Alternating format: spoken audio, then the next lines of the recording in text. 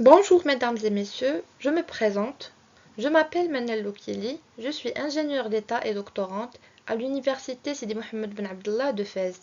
Dans le cadre de cette conférence, j'ai l'honneur de vous présenter mon travail intitulé Les algorithmes d'apprentissage automatique pour la prévision des ventes, études comparatives.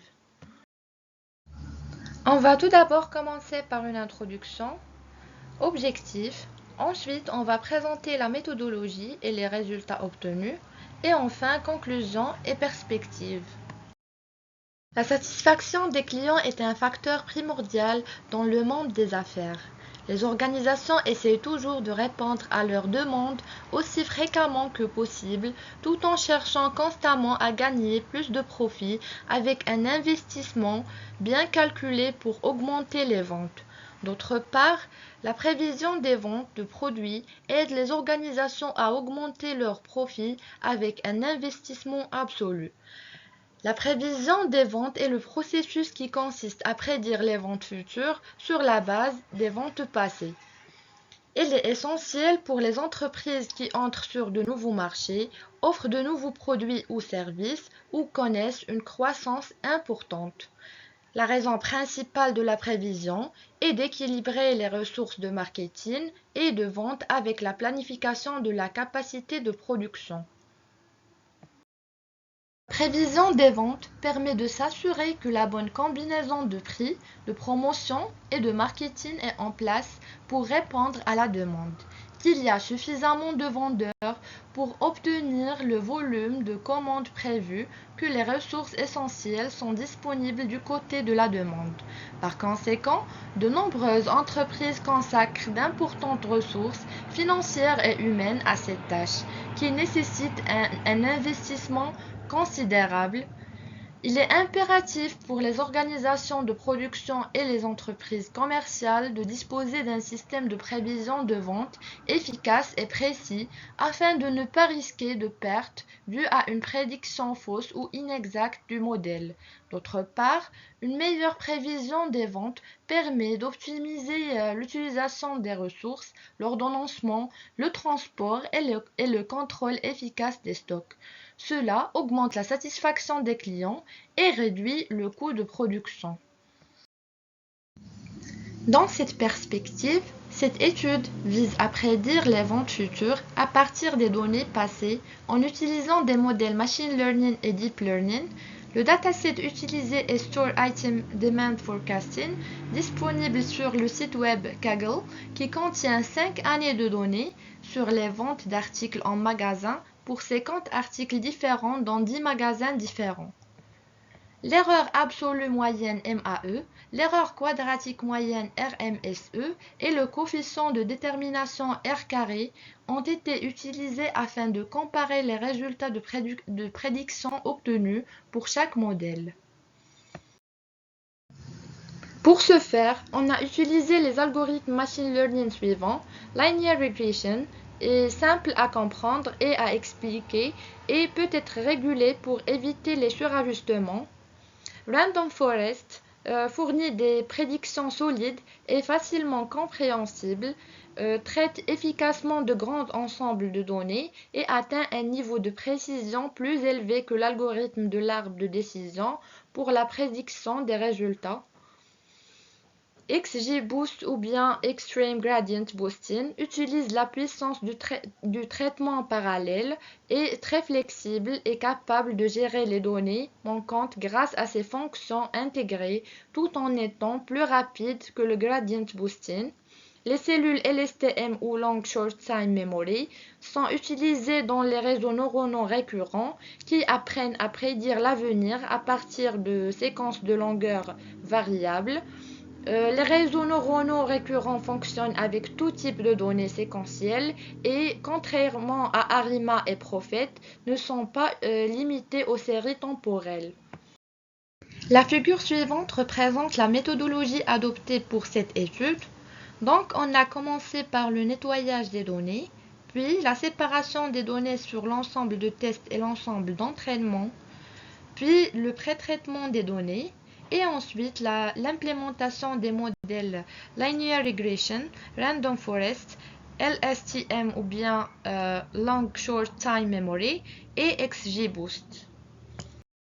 Pour construire et évaluer tous nos modèles, nous avons utilisé une série de fonctions d'aide qui remplissent les fonctions suivantes. La séparation des données de test et d'entraînement. Les données sont divisées de manière que les 12 derniers mois fassent partie de l'ensemble de tests et que le reste des données servent à former notre modèle. Mise à échelle des données. Les données sont mises à l'échelle de façon à ce que toutes les variables soient comprises entre -1 et 1 via un scalaire min-max. Inverser la mise à échelle après l'exécution des modèles. L'objectif de cette fonction est d'inverser la mise à l'échelle de la fonction précédente. Création d'un cadre de données de prédiction. La trame de données comprend les ventes réelles collectées dans notre ensemble de tests, ainsi que les résultats prédits par notre modèle pour mesurer la performance de chaque modèle. Et enfin, évaluation des modèles. Évaluer les modèles en fonction de l'erreur quadratique moyenne, de l'erreur absolue moyenne et du coefficient de détermination. Nous avons commencé par charger les données et les convertissant sous une forme qui sera ensuite utilisée dans nos modèles de prévision des ventes. Dans sa structure initiale, chaque ligne de données représente un jour de vente dans l'un des 10 magasins, comme le montre la figure 3. L'objectif étant de prévoir les ventes mensuelles, nous avons d'abord regroupé tous les jours et tous les magasins en vente mensuelle totale dans un nouveau cadre de données, comme le montre la figure 4, où chaque ligne correspond aux ventes totales pour un mois spécifique dans tous les magasins. Ensuite, et afin de comprendre nos données, on a représenté graphiquement la distribution des ventes par jour et la distribution des ventes totales par magasin, comme le montre la figure 5. Le graphique des ventes mensuelles totales en fonction du temps montre que les ventes mensuelles moyennes augmentent avec le temps, ce qui indique que nos données ne sont pas stationnaires. Pour rendre les données stationnaires, nous avons calculé la différence entre les ventes de chaque mois et l'avons ajoutée à notre cadre de données comme une nouvelle caractéristique appelée SalesDiff. La figure suivante est une représentation graphique de l'apparence de nos données avant et après la transformation de différenciation.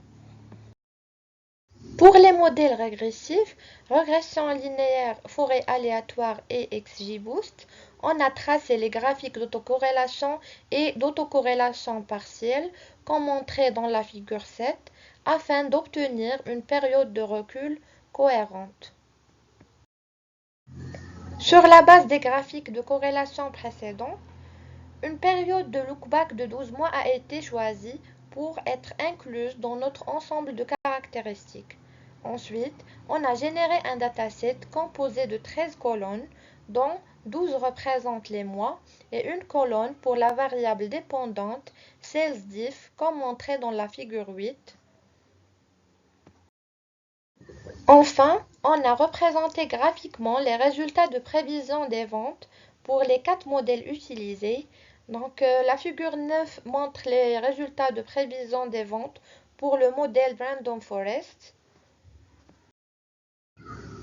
La figure 10 représente les résultats de la prévision des ventes pour le modèle XGBoost.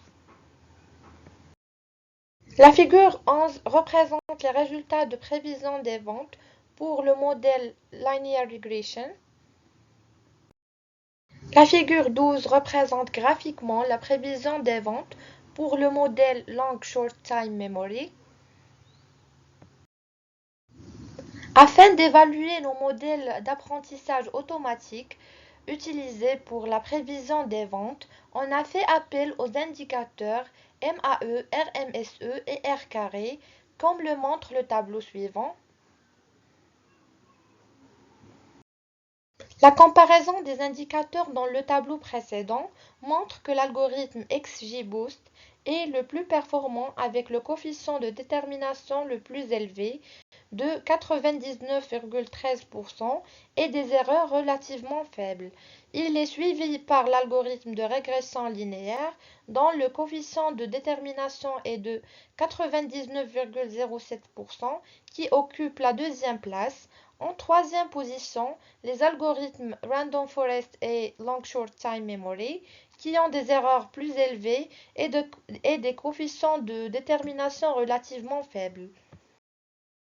Dans ce travail, les algorithmes d'apprentissage automatique supervisés suivants ont été mis en œuvre: Linear Regression, Random Forest, XGBoost et Long Short Time Memory pour résoudre un problème de régression qui est la prédiction des ventes futures. Le modèle XGBoost s'est révélé plus performant dans notre cas de prédiction des ventes, suivi de près par le modèle de régression linéaire.